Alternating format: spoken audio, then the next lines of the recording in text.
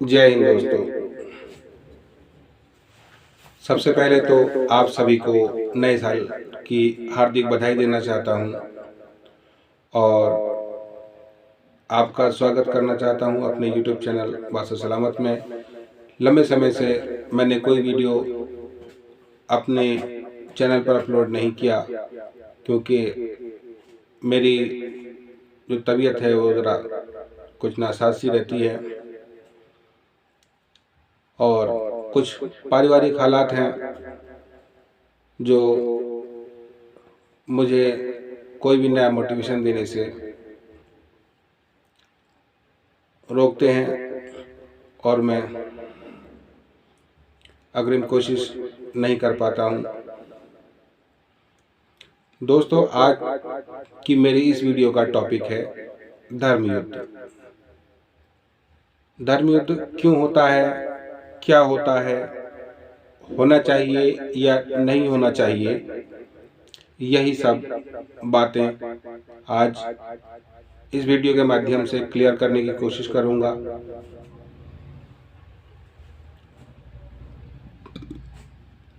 दोस्तों, सबसे पहले तो हमें ये समझना होगा कि धर्म आखिर होता क्या है।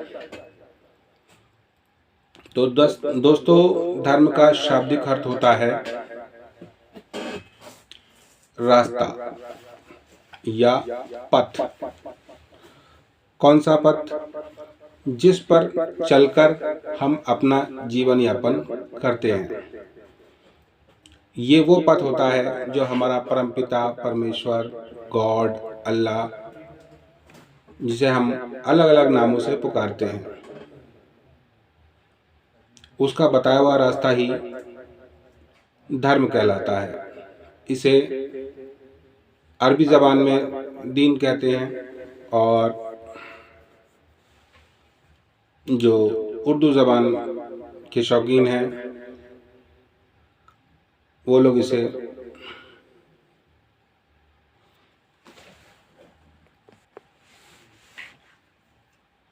मज़हब का नाम देते हैं। और भी कई ज़बानें दुनिया भर की मौजूद हैं जिसमें अलग अलग नामों से पुकारा जाता होगा, लेकिन आज मैं जो क्लियरेंस देना चाहता हूँ लोगों को, जो नज़रिया धर्म को लेकर लोगों का है या देश का है या दुनिया का है, वो चाहे किसी भी समुदाय का हो, हिंदू, मुस्लिम, सिख, ईसाई, जैन, बौद्ध, पारसी। तो दोस्तों, धर्म एक किताब के माध्यम से दुनिया में आता है। परमेश्वर हमें एक किताब भेजता है जिसको पालन कर हमें धर्म का पालन करना होता है। और समय अंतराल के हिसाब से जो है परमेश्वर अलग अलग किताबों को भेजता है। जैसे सतयुग में उसने वेद भेजे, चारों वेद सतयुग में ही आए। उसके बाद त्रेता युग आया। त्रेता युग में रामायण आई, लेकिन कोई भी ऐसी किताब नहीं आई जिससे हम धर्म को जो है मॉडिफाई कर सकें। क्या त्रेता युग में पुराण जरूर आए जो केवल देवी देवताओं की, या जिसे उर्दू में फरिश्ते या इंग्लिश में एंजल्स कहा जाता है, उनकी जीवनियों के आधार पर वो किताबें दुनिया में आई। उसके बाद द्वापर युग आया। द्वापर युग में गीता जो श्री कृष्ण के द्वारा कही गई, जो चारों वेदों का निचोड़ है, यानी कि जो मेन किताबें हैं उन्हीं का निचोड़ गीता में रखा गया। यानी कि युग बदल चुका, तो धर्म का जो है चश्मा भी बदल चुका, ताकि एक नई दुनिया का आदमी एक नए तरीके से परमेश्वर के बताए रास्ते पर चल सके और एक नई तरह की किताब दुनिया में आई।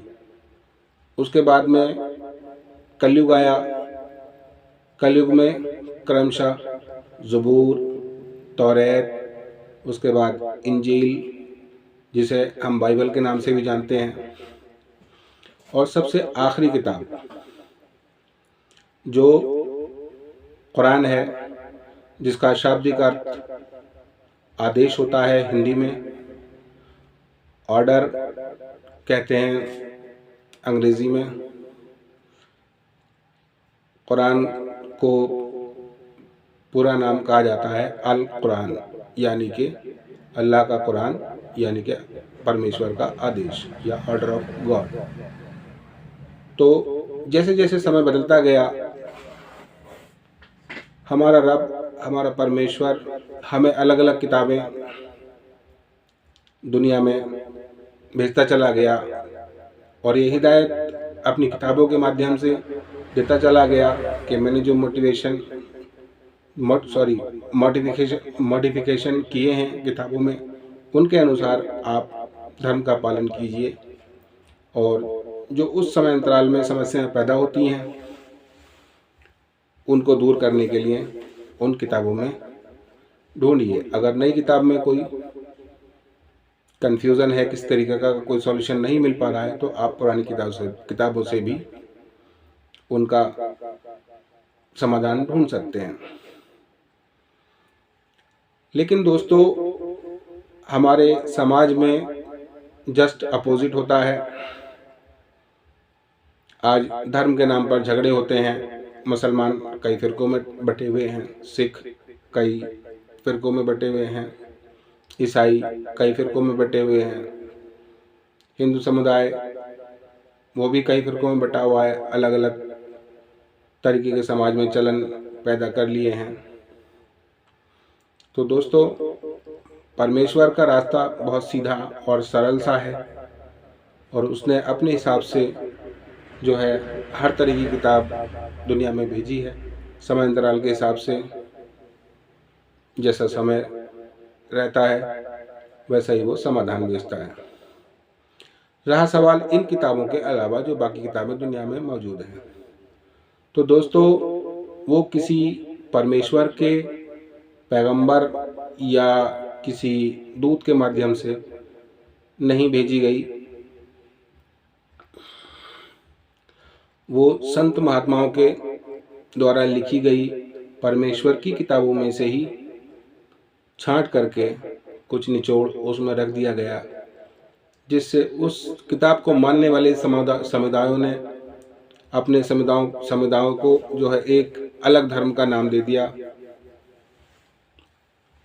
ठीक वैसे ही जैसे मेन किताबों को मानने वाले जो वेदों को मानते हैं वो अपने आप को सनातनी या हिंदू कहलाना पसंद करते हैं, या जो ज़बूर तौरात को मानते हैं वो अपने आप को यहूदी या पारसी कहलाना पसंद करते हैं, या फिर जो बाइबल को मानते हैं या जिसे इंजील भी कहा जाता है वो अपने आप को क्रिश्चियन धर्म का अनुयायी कहलवाना पसंद करते हैं। ठीक वैसे ही जो कुरान को मानते हैं वो अपने आप को मुसलमान या इस्लाम धर्म का अनुयायी कहलाना पसंद करते हैं। तो दोस्तों, ये सिर्फ समुदाय हैं, धर्म नहीं है। धर्म एक ही है जो हमारे परमेश्वर ने अपनी किताबों के माध्यम से भेजा, क्योंकि जब परमेश्वर एक है तो धर्म भी एक ही है, जिसे हम अलग अलग भाषा में अलग अलग नाम से पुकारते हैं। हिंदी भाषी उसे सनातन कहते हैं। सनातन का मतलब होता है शाब्दिक अर्थ निरंतर या लगातार। अगर इसकी बारीकियों में जाएं तो निरंतर और लगातार क्या, अगर हम इस चीज़ का मंथन करें तो हमारे दिमाग में, हमारे दिल में एक ही बात आएगी, वो है हमारा रब, हमारा परमपिता परमेश्वर, हमारा गॉड या हमारा अल्लाह, जो निरंतर और लगातार इस जो है कायनात में विराजमान है, रहेगा और था, उसका ना तो कोई अंत है और ना ही कोई उसकी शुरुआत है। ठीक वैसे ही अगर हम इस्लाम के मायने अगर उठा करके देखें तो इस्लाम बना है, अरबी का एक शब्द है इस्ल, जिसके मांगने होते हैं पाकीज़गी या पवित्रता या होलिज्म। इस्ल से ही बना है इस्लाम। इस्लाम एक, अगर ग्रामेटिकली इसको सोचें तो ये एक एडजेक्टिव यानी कि विशेषण है, जो किसी भी चीज़ की विशेषता को बताने के लिए हम ग्रामर में इस्तेमाल करते हैं। इसलिए से बना इस्लाम, इसका मतलब होता है पाक, यानी किसी भी चीज़ की क्वालिटी को दर्शाने वाला, उसकी गुणवत्ता को दर्शाने वाला, यानी कि इसलिए से बना इस्लाम, पाकीज़गी से बना पाक। पाक अगर इसको हिंदी में कहा जाए पवित्र, या इंग्लिश में कहा जाए होली। तो दोस्तों, अब इस शब्द का अगर हम मंथन करें तो उसका निचोड़ एक ही आएगा, पाक आखिर कौन है, पवित्र आखिर कौन है? तो वो सिर्फ हमारा परमपिता परमेश्वर पार ब्रह्म, जिसे अल्लाह, गॉड हम अलग अलग नामों से पुकारते हैं। तो सबका निचोड़ निकलकर एक ही आता है। लेकिन हमारे देश और दुनिया में जो सत्ताधारी लोग हैं, जो राजनीतिज्ञ हैं, वो करते क्या हैं कि समाज को तोड़ने के लिए, अपनी तरफ मोटिवेट करने के लिए जो है उन समुदायों को अलग अलग धर्मों में तोड़कर, अलग अलग समुदायों में तोड़कर, जाति विच्छेदन करके वोट बटोरते हैं और दिमागों में गंदगी भरते हैं, जिसका नतीजा ये होता है कि आम जनमानस समझ ही नहीं पाता कि आखिर वो किस ओर जा रहा है, और उसकी आने वाली नस्लें भी वैसी ही पैदा होती हैं, क्योंकि वो जन्मजात दिमाग में उनके भरी हुई होती है वो सारी चीज़ें। तो दोस्तों, मेरा इस वीडियो को बनाने का मकसद सिर्फ इतना ही है कि धर्म के नाम पर जो राजनीतिक दल जो गंदगी फैलाते हैं, जनता को तोड़ते हैं, वो अपने भले के लिए आपके आगे एक खाई खोद देते हैं, और जो पुष्ट दर पुष्ट आगे बढ़ती चली जाती है, समाज को तोड़ती चली जाती है। बस इस वीडियो के माध्यम से मैं यही कहना चाहूँगा, आने वाले जो चुनाव हैं उसमें इन सब चीज़ों पर ध्यान ना दिया जाए कि कौन देश में किस समुदाय का है, या परमेश्वर की किस किताब को मानने वाला है, बल्कि ये ध्यान दिया जाए कि देश में विकास कौन करने वाला है, कौन हमें अच्छे स्कूल दे सकता है, कौन हमें अच्छे कॉलेज दे सकता है, कौन हमें अच्छे हॉस्पिटल दे सकता है, कौन हमें अच्छी कानून व्यवस्था दे सकता है। तो इस पर ध्यान दें, और जब उसका आप मंथन करेंगे, उसका एक निचोड़ निकालेंगे, तो आपको नज़र आएगा कि शायद नेता कोई भी भला नहीं कर पाएगा, क्योंकि हमाम में सभी नंगे हैं। जितनी भी राजनीतिक पार्टियां हैं, सभी में लगभग नेता एक जैसे ही होते हैं, कोई छोटा तो कोई बड़ा। अपने शब्दों से मैं आगे का शब्द नहीं बोलूँगा, आप बेहतर जानते हैं कि मैं क्या कहने चाह रहा हूँ आप लोगों से।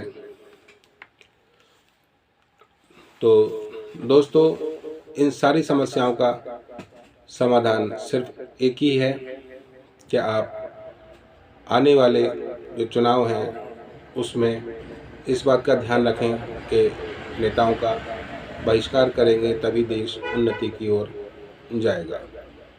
आप राष्ट्रपति शासन को चुनें। मैंने अपने पहले वीडियोस में भी बता रखा है कि राष्ट्रपति शासन हम किस तरह से जो है ला सकते हैं, और ये हमारे ही मताधिकारों में होता है कि अगर हम नोटा बटन को प्रेस करते हैं तो हमारी चॉइस ये होती है कि हम अपने किसी भी राजनेता से खुश नहीं हैं और हम राष्ट्रपति शासन चाहते हैं। लेकिन दोस्तों, इस तरीके की बातें हमारे जो राजनीतिक दल हैं वो बताते ही नहीं आम जनता को, और आम जनता उनसे अनभिज्ञ रहती है। हमारे पास दोनों रास्ते हैं, हमारे संविधान ने दिए हैं कि आप राष्ट्रपति शासन चाहते हैं कि आप नेताओं का शासन चाहते हैं। दोस्तों, जब राष्ट्रपति शासन लगा होता है तो हमारे देश में जो पुलिस है वही होती है और जो पब्लिक है वो भी वही होती है, लेकिन क्राइम रेट 0 होता है। तो आप खुद ही ये तय करें कि आपको क्रिमिनल समाज चाहिए या एक साफ सुथरा समाज चाहिए। हालांकि हमारे देश में हर आदमी क्रिमिनल मानसिकता का है। आप सोच रहे होंगे कि हर आदमी कैसे। तो दोस्तों, कोई छोटा है तो कोई बड़ा है, मानसिकता क्रिमिनल वाली है। क्योंकि एक छोटी सी बात नोटिस करिएगा कि समाज में ज़्यादातर आदमी गाली बकता है, छोटी मोटी हाथापाई भी करता है। तो जो अपने आप में एक क्राइम है। जिन लोगों ने कानून पढ़ा है वो ये बातें जानते हैं, और जिन लोगों ने नहीं पढ़ा तो वो ये बात जान लें कि साफ सुथरे समाज का मतलब ये होता है कि हम गंदी चीज़ों से, गंदी बातों से, गंदी सोच से दूर रहें, तभी हम एक अच्छा समाज बना पाएंगे।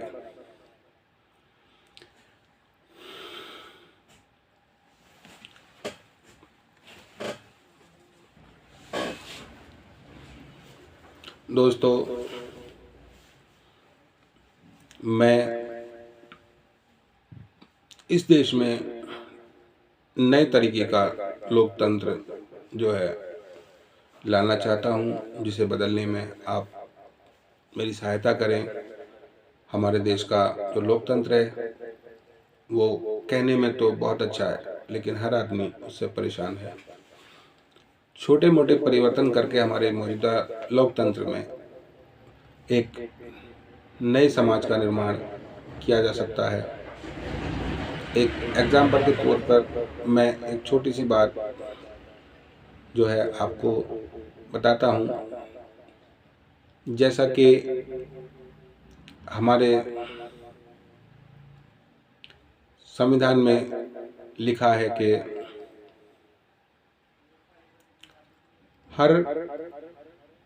हमारा देश धर्म निरपेक्ष राष्ट्र है। तो दोस्तों, आप कहेंगे कि एक छोटी सी लाइन है और इसमें क्या खास है। तो दोस्तों, मेरी जितनी भी पिछली वीडियोस हैं और जो मेरी मौजूदा वीडियो है, मैं सारी वीडियोस में आपको बता चुका हूँ धर्म की परिभाषा। जब मैं धर्म की परिभाषा बता चुका हूँ तो जब धर्म एक ही है तो धर्म निरपेक्षता का क्या मतलब है। धर्म निरपेक्षता का मतलब ये होता है कि कई धर्मों के लोग हमारे देश में रहते हैं और धार्मिक आधार पर जो है हमें किसी भी तरह का कोई भी तरीके का कोई भी जो है एक्शन, जो हमारी शासनिक कार्रवाइयाँ हैं, प्रशासनिक कार्रवाइयाँ हैं या न्यायपालिका की कार्रवाइयाँ हैं, उसमें उस नज़रिए को नज़रअंदाज करते हुए अपने डिसीजन लेने होते हैं। तो दोस्तों, जब हम ऑलरेडी ये बात मान चुके कि हमारा देश धर्मनिरपेक्ष राष्ट्र है, क्योंकि हमारा संविधान कह रहा है, तो दोस्तों इसका मतलब ये होता है कि हम खुद एक्सेप्ट कर रहे हैं इस बात को कि हम अलग अलग धर्मों के हैं। तो जब हमने खुद ही मान लिया कि हम अलग अलग धर्मों के हैं, तो अब हमें एक धर्म की परिभाषा कैसे समझ में आएगी। तो दोस्तों, धर्म एक ही होता है, जैसा कि मैं अपनी पिछली वीडियोस में भी बताया और इस वीडियोस में भी बताने की कोशिश कर रहा हूँ। एक ही धर्म होता है इस दुनिया में। ना तो दुनिया के दो परमेश्वर हैं और ना ही दो धर्म हैं। धर्म सिर्फ एक ही होता है, धर्म होता है, या फिर दूसरा निराधर्म होता है। अधर्म, सुधर्म, कुधर्म ऐसा कोई शब्द नहीं होता है। धर्म इसका अपोजिट होता है, निराधर्म। दोस्तों, ज़्यादा बोलने में मुझे दिक्कत होती है क्योंकि एक लंबे समय से बीमार हूँ। 6 साल का अरसा गुजर चुका है मुझे फालिज पड़े हुए, तो मेरी सांस उखड़ने लगती है। पहली वीडियोस में भी आपने देखा होगा। अब तो मैं फिर भी काफ़ी बोलने की हालत में हूँ, और लेकिन दिक्कत अभी भी काफ़ी होती है। तो मैं बहुत ज़्यादा न कहते हुए एक छोटी सी वीडियो जो है आप लोगों तक पहुंचाना चाहता था, और 2024 के चुनाव से पहले आप लोगों तक अपनी बात रखना चाहता था। वीडियो अच्छा लगे तो लाइक, कमेंट और शेयर ज़रूर करें, और एक आम जनमानस तक मेरी वीडियो को ज़रूर पहुंचाएं। जय हिंद दोस्तों, शुभ रात्रि।